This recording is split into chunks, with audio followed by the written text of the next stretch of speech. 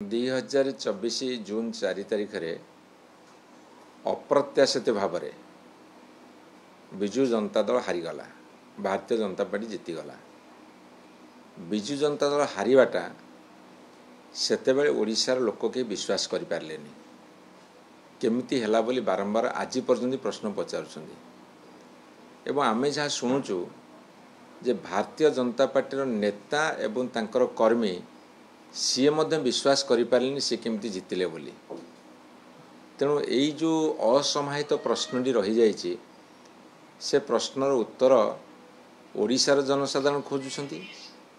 विजु जनता दल आश्चर्य प्रकट करुच्ची एवं भारतीय जनता पार्टी मध्य से विश्वास करि पारुनाहांती जे एमिति केमिति हैला। ए संदीक्षण जेतेबेले फलाफल बाहरिबार वर्षे पूरीगला। आज भारतीय जनता पार्टी सरकार जो काम करुच्ची ओडिशा रे लोकंकर संदेह आहुरी घनीभूत होउची।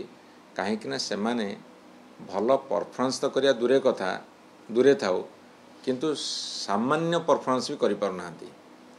तेणु यही जो असमाहित प्रश्नर उत्तर धीरे धीरे ओडिशा लोक पाइलिनी एवं ओडिशा लोक मध्य भाबुछन्ती जे एभली केमिति हैला। एवं जो माने किछि लोक जो माने टिके विजु जनता दल को भोट न दे सेपटे दे देथिले मो पाखे जी खबर अच्छी से माने मध्य वर्तमान टिके मन दुख करुछन्ती पश्चाताप करुछन्ती।